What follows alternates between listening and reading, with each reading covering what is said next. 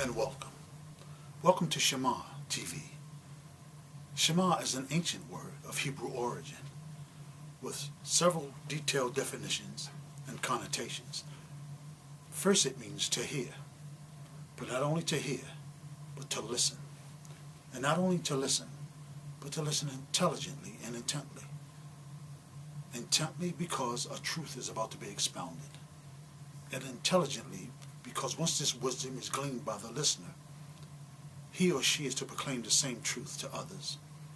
This program seeks this lofty goal, to ready a people and to inform a people of the second coming of the Messiah. I come from a small congregation in Baltimore, Maryland, in Baltimore City. It was a small congregation, and our shepherd of the congregation, our leader of the congregation of blessed memory, used to preach and teach every week for 4 hours straight. 4 hours at a clip. And we were glued to our seats. Not because we had to, but because we didn't want to miss anything. Once or twice a month, our leader, our shepherd of blessed memory, would say to the assembly, "Can we talk? I just want to talk to you today." His aim and purpose was to see what we had digested, because of course we had been fed, and we were continually being fed. But at some point, you have to digest something. I mean, we're eating, we're swallowing, we're tasting. But what is actually being absorbed? This is what his intent was. And that's the purpose of this program. To talk to you. To revisit some of the things that you have heard before, seen by different personalities, speakers, programs, and the like. And I would like to first start with an analogy, or a story, or a parallel that can be related to. We, as a purchaser, we purchase furniture, electronics, materials that can be delivered. And upon the receipt of these materials, this furniture, these electronics, we open the container, box or crate, and we're confronted with a booklet. This booklet is called the User's Guide or the Owner's Manual. Before you own it, the manufacturer did. And in giving you the booklet, the owner or the manufacturer wants to share with you the same details and the same directions and the same instructions that it takes to maintain said product, to build said product, and the longevity of said product. The designer of this world, with all its creation, with all its intricate secrets, with all its beautiful and wondrous design, wants to share the same instructions it takes to make, that we may maintain it. And we being put here serve in partnership with the designer. We, as being possessors of the manual. Now back to the analogy. When we open the said container of this material which we purchased, which was actually delivered to us,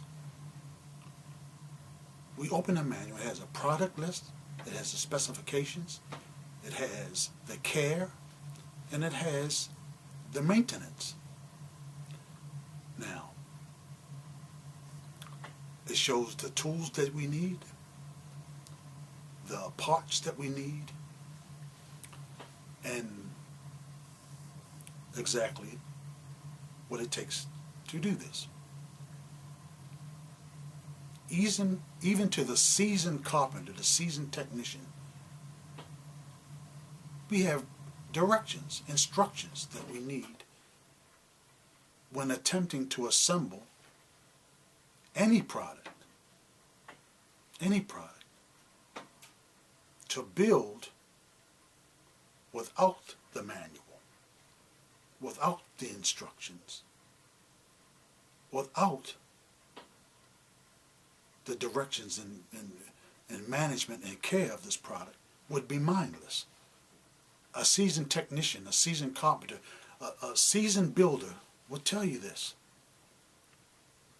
But there are those that have seen these type of operations before and know, or at least they think they do, of how it's assembled and build without the manual. We can look at our world and we can see the direct effects of building without the manual. Take a table, for instance. The table has legs, it has a surface, it has leaves, it has screws, it has hardware to assemble, even to put into the table. If we go to build the table or the furniture or the electronics without the manual, it winds up looking like this or like that. And that's how our lives can end up looking if we build without the manual. So, in the manual, this particular manual is called the Torah. Torah. Now, Torah is also a Hebrew word of ancient origins. And I say of ancient origins because it was given by the one they call the Ancient of Days. It means instructions. It's a book of instructions. It's a book of how to maintain successful life on earth for you and your descendants and the descendants of your descendants. To take the manual from its original intent, deliver it over into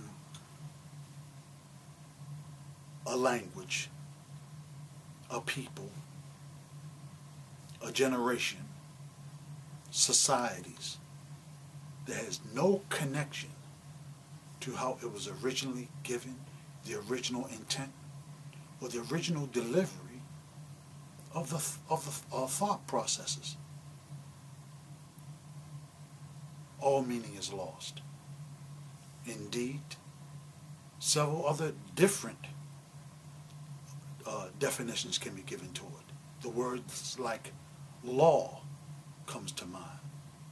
Old Testament comes to mind. New Testament comes to mind, which had nothing to do with the manual. These are terms that have been handed down from men, from men left to their own devices. And to get to the bottom of it, we have to return to the originality of it. It's a Hebrew book. Hebrew is the language that it was written in. Hebrew is the people that it was delivered to.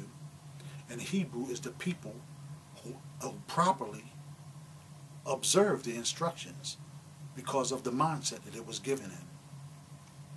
Hebrew is a term that just means crossed over, repositioned, rethink, or taking stock of one's actions and finding out what the truth is and being able to correct their direction.